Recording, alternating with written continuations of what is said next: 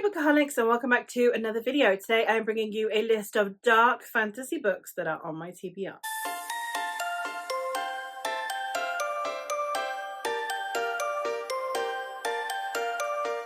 This is basically just a list of some of the darker fantasies that I am interested in. In September I was doing some dark academia, light academia, and now these are just some darker fantasies that I need to prioritize. I would love you guys' opinions and input if you have read any of these, especially if you know my taste, what you would recommend me prioritizing out of them, if there are anything you think that I won't like, any others that you think I should be adding to the list. It would be greatly appreciated. So let's actually get into the series that I am curious about. So I have 5 complete series, and then I also have one that is currently ongoing. As I binge read books, it's likely that I won't be getting to the one that is ongoing for quite some time, but I did want to mention it because I hear nothing but the highest praise for it. The first one that I have on here is the Broken Empire series by Mark Lawrence, the first book being The Prince of Thorns. This does also have a sequel series that is also out in its entirety, so there's plenty of content in this world for me to be getting my hands on. I am very excited to be trying this one. As I said, I do actually have this one on my shelves, and it is one that I am hoping to prioritize very soon. The premise of this one goes: from being a privileged royal child raised by a loving mother, Jorg Ankrath has become the Prince of Thorns, a charming, immortal boy leading a grim band of outlaws in a series of raids and atrocities. The world is in chaos, violence is rife, nightmares everywhere. Jorg has the ability to master the living and the dead, but there is still one thing that puts a chill in him. Returning to his father's castle, Jorg must confront horrors from his childhood and carve himself a future with all hands turned against him. Mark Lawrence's debut novel tells a tale of blood and treachery, magic and brotherhood, and paints a compelling and brutal, and sometimes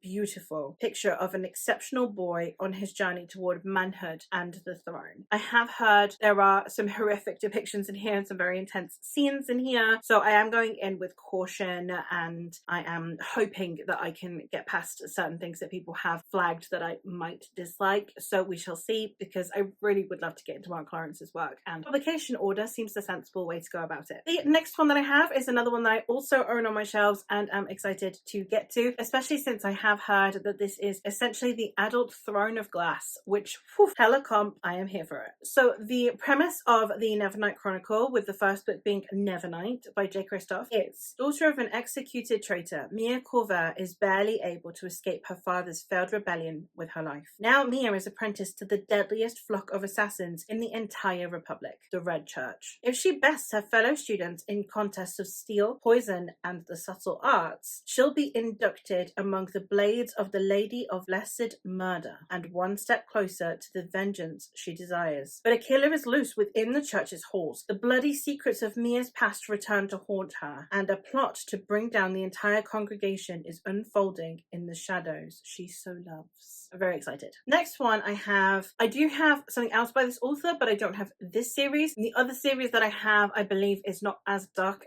as this one, but correct me if I'm wrong. The one I have on here is The Convent of Steel, with the first book being The Pariah by Anthony Ryan. I have Bloodsong and the rest of the Raven series, which is listed on Goodreads as epic fantasy, while The Convent of Steel is listed as dark fantasy. But I don't know if that's just Goodreads being Goodreads. So do let me know if that one's darker than I think it is. But the premise of The Pariah is: born into the troubled kingdom of Albermain, Alwyn Scribe is raised as an outlaw. Quick of wit and deft of blade, Alwyn is content with the freedom of the woods and the comradeship of his fellow thieves. But an act of betrayal sets him on a new path, one of blood and vengeance, which eventually leads him to a soldier's life in the king's army. Fighting under the command of Lady Everdeen Corlane, a noble woman beset by visions of a demonic apocalypse, Alwyn must survive war and the deadly intrigues of the nobility if he hopes to claim his vengeance. I don't know exactly how dark this one is, but as I said, it is listed as dark fantasy, so I assume it gets kind of dark. One that is notoriously dark, but potentially, I don't know how much I'm going to like the writing style, so anyone who's read this, either pitch for or against, depending on your opinions. And that is The Chronicles of the Black Company, with the first book being The Black Company by Glenn Cook.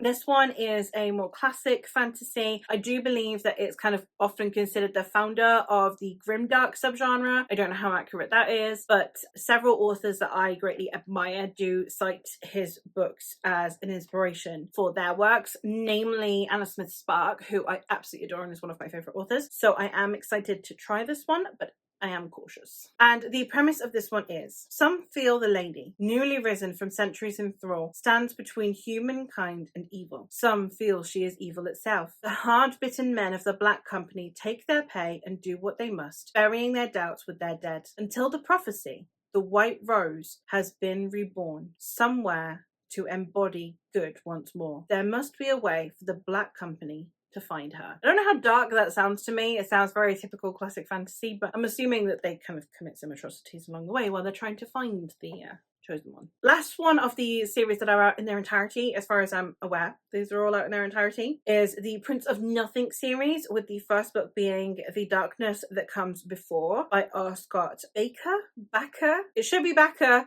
but I feel like it's Baker because it's double K. And this is another one that is, I think, a little bit on the older side. I think it's a couple decades old now. And it has a very tiny synopsis. And it says, in a world scarred by an apocalyptic past, evoking a time both 2,000 years past and 2,000 years into the future, as untold thousands gather for a crusade. Among them, 2 men and 2 women are ensnared by a mysterious traveller. I am not going to attempt to pronounce his name. Part warrior, part philosopher, part sorcerous charismatic presence, from lands long thought dead. Very, very tiny synopsis. I have heard of this one from, I think it was Alan from the Library of Alexandria. So I need to check it out, clearly. I know absolutely nothing else about this. I would be going in rather blind. Do let me know, again, if you've read this and you think that it's actually worth my time. And then the one that I have that is ongoing, but that just, I keep hearing such amazing things about it, and therefore I cannot pass up putting it on here, even though it's going to take a hella long time for it to finish, is the Black Tongue series, with the first book being Black Tongue Thief by Christopher Buehlman. It currently has 1 book in the series and then a prequel out. And as far as I'm aware, the prequel is darker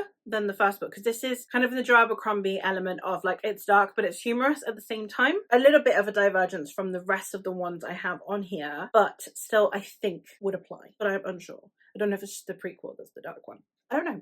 I know nothing. The premise of this one is, Kinch Nashanach owes the Takers Guild a small fortune for his education as a thief, which includes, but is not limited to, lockpicking, knife fighting, wall scaling, fall breaking, lie weaving, trap making, plus a few small magics. His debt has driven him to lie in wait by the old forest road, planning to rob the next traveller that crosses his path. But today, Kinch Nashanach has picked the wrong mark. Galva is a knight, a survivor of the brutal goblin wars, and handmaiden of the goddess of death. She is searching for her queen, missing since a distant northern city fell to the giants. Unsuccessful in his robbery and lucky to escape with his life, Kinch now finds his fate entangled with Galva's. Common enemies and uncommon dangers force thief and knight into an epic journey where goblins hunger for human flesh, krakens hunt in the dark waters, and honour is a luxury few can afford. Again, tonally, very different from all of the others, so I don't know if that one actually fits on this list, but again, I've heard so many things about it, I had to mention it. And I feel like if I do mention it, there'll be people in my comments being like, no, but it's actually humorous, it's not that dark. And then if I didn't mention it, people would be like, but guys, like, you really should be reading this. So I feel like I can't win that one. So it's just going on the list, and then if I'm wrong, I'm wrong. And okay, I don't know why I'm panicking about this, but it's who I am as a person, apparently. I had a coffee today. So that is my list. Let me know if you have read any of these, and also please any additional recommendations for dark fantasies would be greatly appreciated, especially in the self-pub sphere, because I swear to goodness that the self-pub books get way less tags on Goodreads, so then like actually seeing what subgenre they fall in is like so much harder. So any self-pub ones would be greatly appreciated, but just any dark fantasy books in general for when I'm in a more mischievous and dark and evil mood. But that is all for me for today, so thank you ever so much for watching, and I will hopefully catch you in another one soon. Bye!